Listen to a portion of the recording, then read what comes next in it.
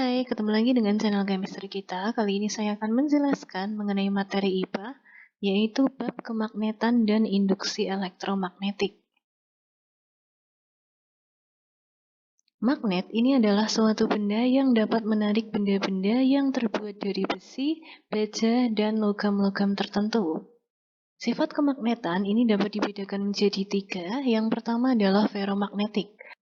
Ferromagnetik adalah benda-benda yang dapat ditarik dengan kuat oleh magnet, misalnya besi, baja, dan nikel.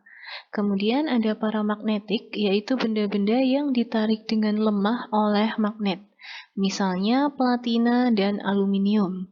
Kemudian diamagnetik ini adalah benda-benda yang tidak dapat ditarik oleh magnet, misalnya kayu dan bismut. Sifat-sifat magnet ini ada beberapa. Yang pertama dapat menarik benda logam tertentu. Kemudian yang kedua memiliki 2 kutub magnet. Yang ketiga gaya tarik magnet terbesar ini terletak pada kedua kutubnya. Kemudian selalu menunjuk arah utara dan selatan.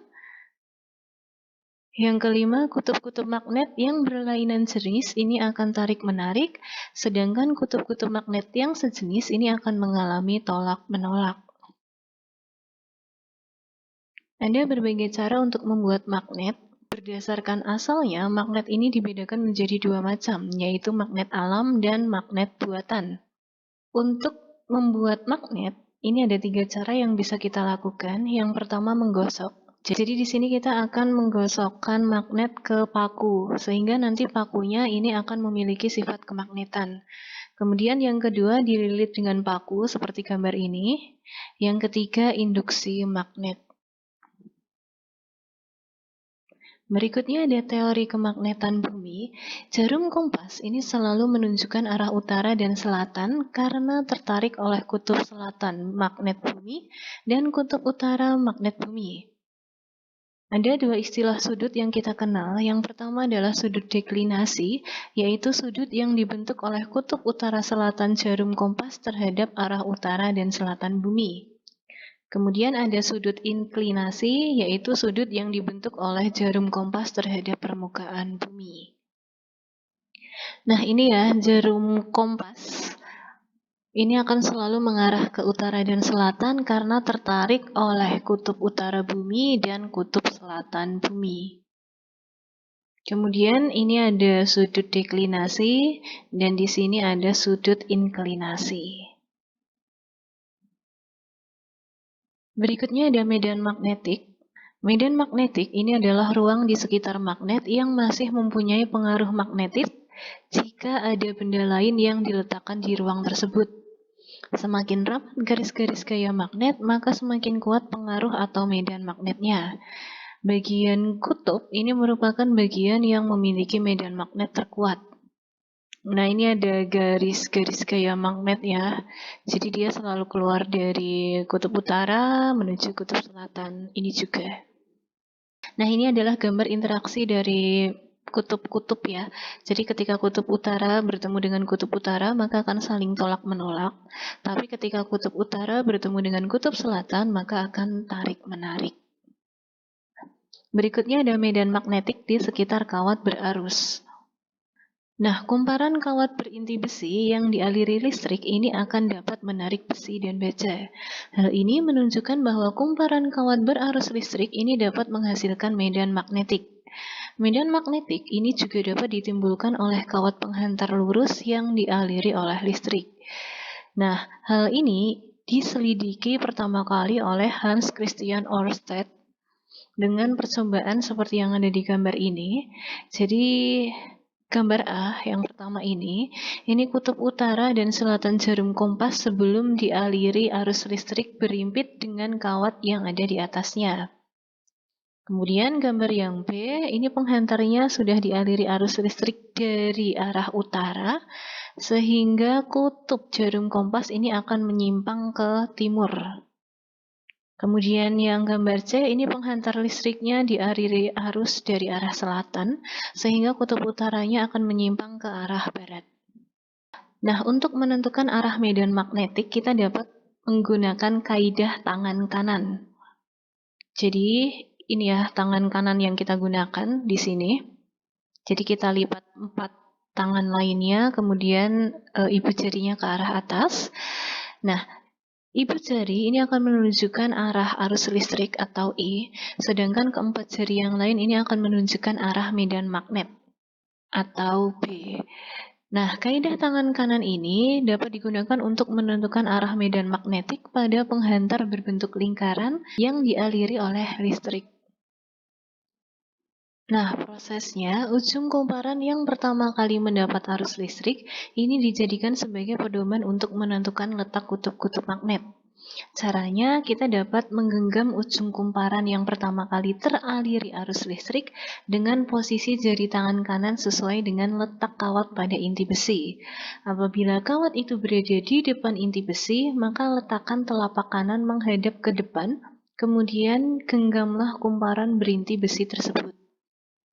Nanti letak kutub utara magnet ini ditunjukkan oleh arah ibu jari, sedangkan arah sebaliknya ini menunjukkan kutub selatan. Jika kawat penghantar yang pertama kali teraliri arus listrik berada di belakang inti besi, maka kita dapat menghadapkan telapak tangan ke belakang, kemudian baru menggenggam kumparan kawat tersebut.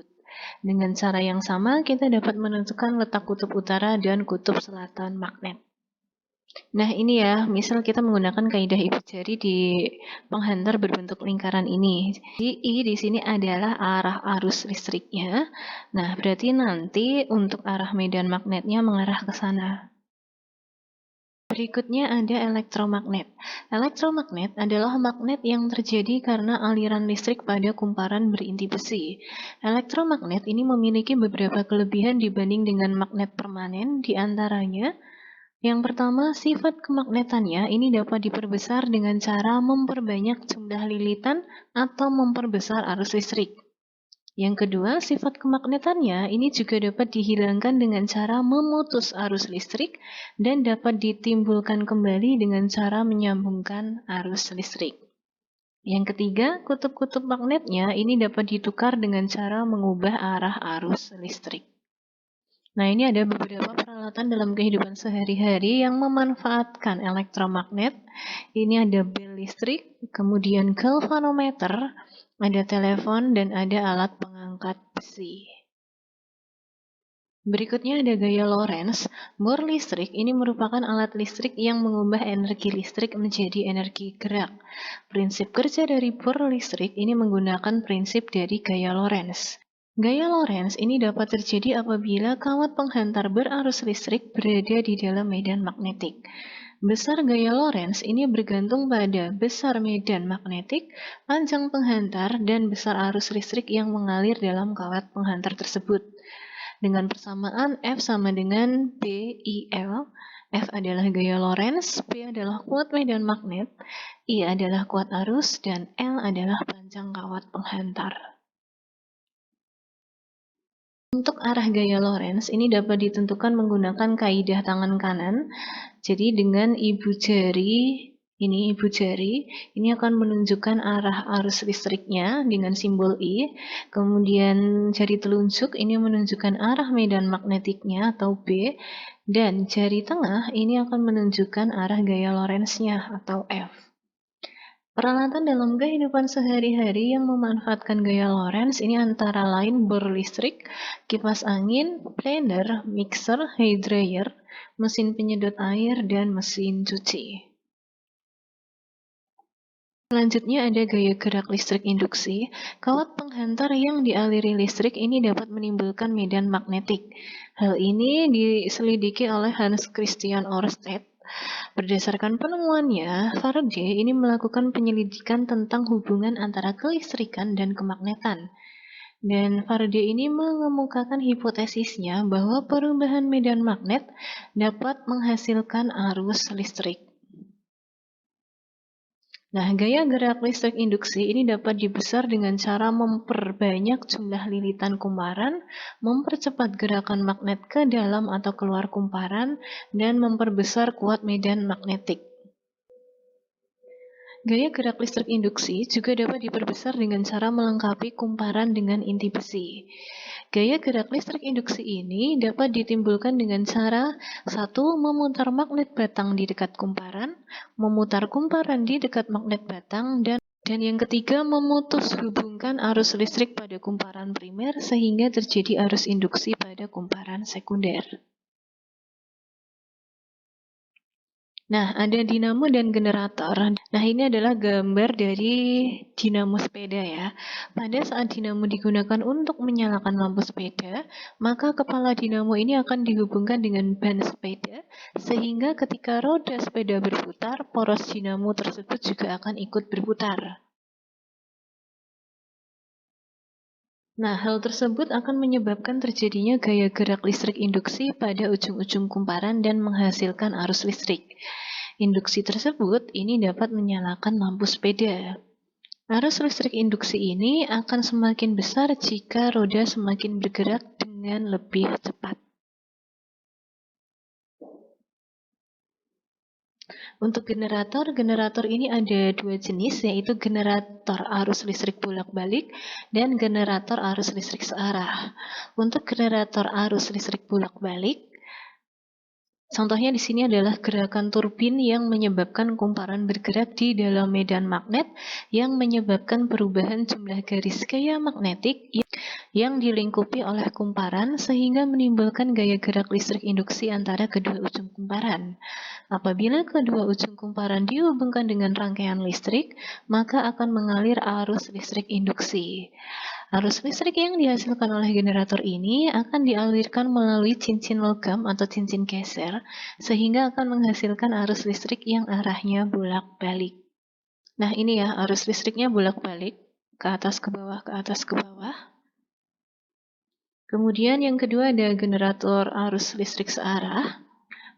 Bagian-bagian utama generator arus listrik searah yang pertama ada magnet ladem, kemudian kumparan, cincin belah, dan sikat karbon. Cincin belah atau komutator pada generator arus searah ini berfungsi sebagai pengubah arah arus listrik yang terjadi dalam rangkaian sehingga arus listrik yang terjadi adalah arus listrik searah. Jadi ini adalah bentuk arus yang bolak-balik atau AC.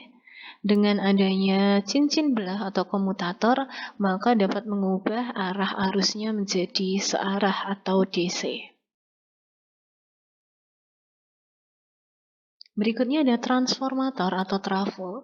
Trafo ini adalah alat yang digunakan untuk menaikkan atau menurunkan tegangan listrik bolak-balik. Untuk transformator penaik tegangan atau step up, ini jumlah lilitan sekundernya lebih banyak daripada jumlah lilitan primer. Kemudian tegangan sekundernya ini lebih besar daripada tegangan primer dan kuat arus sekundernya ini lebih kecil daripada kuat arus primer. Untuk transformator penurun tegangan atau step down, ini jumlah lilitan sekundernya lebih sedikit daripada jumlah lilitan primer. Kemudian tegangan sekundernya lebih kecil daripada tegangan primer. Dan kuat arus sekundernya lebih besar daripada kuat arus primer. Nah, hubungan antara jumlah lilitan kumparan dan gaya gerak listrik induksi antara kumparan primer dan kumparan sekunder dapat dinyatakan dengan rumus NP per NS sama dengan VP per VS. NP dan NS ini adalah jumlah lilitan kumparan primer dan sekunder, VP dan VS adalah tegangan pada kumparan primer dan sekunder. Adapun hubungan antara tegangan dan kuat arus listrik pada kumparan primer dan sekunder ini dapat ditentukan dengan menganggap transformator bersifat ideal. Pada transformator ideal ini berlaku PP sama dengan PS atau VP kali IP sama dengan VS kali IS. Sehingga IS per IP ini sama dengan VP per VS. VP adalah tegangan pada kumparan primer, VS tegangan pada kumparan sekunder. IP kuat arus primer dan IS kuat arus sekunder. PP daya primer dan PS adalah daya sekunder. Efisiensi transformator ini adalah perbandingan antara daya pada kumparan sekunder dengan daya pada kumparan primer sebuah transformator. Efisiensi transformator ini selalu kurang dari 100%, karena saat digunakan transformator ini selalu menghasilkan panas. Dengan persamaan efisiensi sama dengan PS atau daya sekunder per PP atau daya primer dikali 100%. Beberapa pemanfaatan elektromagnetik dalam kehidupan sehari-hari, diantaranya yang pertama ada pada tungku induksi, rem magnetik, induktor Ruhmkorff, alarm anti pencuri, dan penguji keping uang. Untuk manfaat medan listrik dan medan magnet dalam kehidupan sehari-hari, jadi beberapa jenis ikan tertentu ini memiliki kemampuan mendeteksi medan listrik yang dihasilkan oleh hewan lain. Medan listrik tersebut ini dihasilkan oleh aktivitas otot yang berfungsi untuk mendeteksi makanan dan musuh yang ada di sekitarnya. Alat penerima rangsang berupa medan listrik pada ikan-ikan ini disebut dengan elektroreseptor. Elektroreseptor ini terdapat pada gurat sisi dan ampula Lorenzini yang dimiliki oleh ikan pari dan ikan hiu. Jadi beberapa jenis ikan yang memiliki elektroreseptor ada ikan lele, ikan pari, dan ikan hiu. Nah, hewan-hewan tertentu ini memiliki kemampuan untuk berorientasi terhadap medan magnet bumi. Kemampuan tersebut bermanfaat dalam navigasi sehingga hewan-hewan tersebut dapat mengenali kutub utara dan kutub selatan. Hewan-hewan yang memiliki kemampuan berorientasi terhadap medan magnet ini diantaranya adalah lebah dan burung. Nah, cukup sekian yang dapat saya jelaskan mengenai kemagnetan dan induksi elektromagnetik. Jika ada yang mau ditanyakan, silakan ditanyakan. See you.